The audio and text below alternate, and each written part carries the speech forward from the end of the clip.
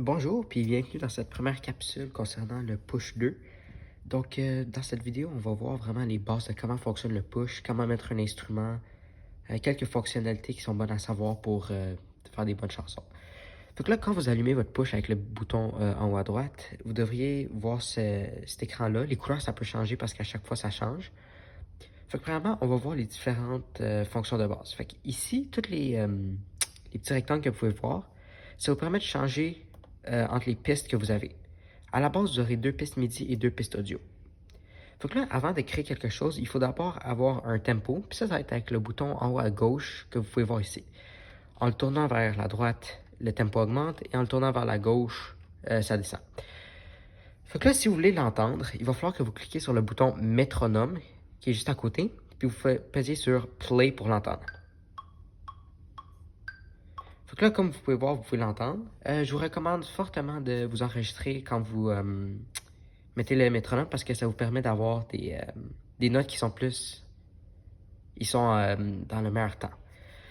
Ok, fait que là, disons, on veut trouver un son. On va cliquer ici sur Add Track. Après ça, sur Add Track, ça devrait vous montrer exactement ce que vous voyez sur votre Ableton. Donc, si on descend dans son, on va prendre un son... disons, on aime beaucoup ce son-là. On va cliquer Load ici. Puis là, vous aurez votre son. Là, on peut voir que si on clique sur les notes, on peut entendre le son.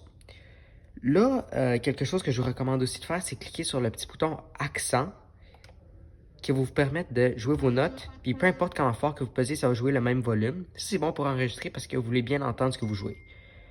Là, après ça, il y a la théorie musicale, ça on va voir ça dans le prochain chapitre, mais si vous allez dans Scale, vous allez voir toutes les notes de A à G.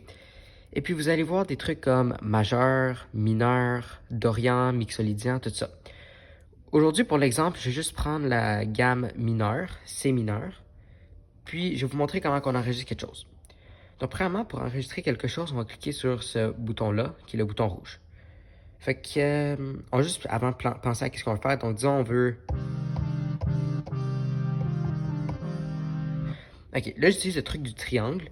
Donc ça, vous allez voir ça plus en détail dans la section théorie musicale, mais sur votre push, si vous faites un triangle avec vos trois doigts comme ça va donner un beau résultat, peu importe ce que vous faites. Fait que là, on va essayer de s'enregistrer, voir qu'est-ce que ça peut donner.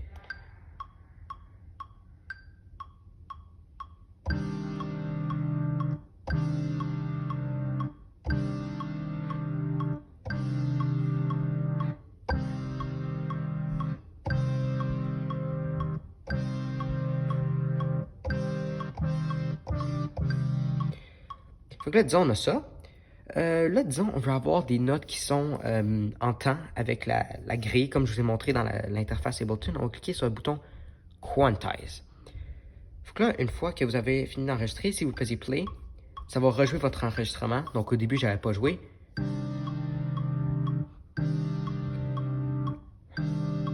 Fait que là, vous pouvez tout voir. Là, quelque chose qui est intéressant aussi, c'est que vous pouvez ajuster vos niveaux. Tous les paramètres que vous verriez dans Ableton, dans votre instrument, vous pouvez tout ajuster ça ici. Donc, disons, je vais changer les paramètres, mais je peux tout faire ça ici. Ça va apparaître sur mon son, puis ça va donner un résultat personnalisé. Donc ça, c'est tout pour les paramètres de base dans le push. Donc, on va se revoir pour la prochaine vidéo où est-ce qu'on va discuter de les effets, l'arrangement, le volume et bien plus. Merci.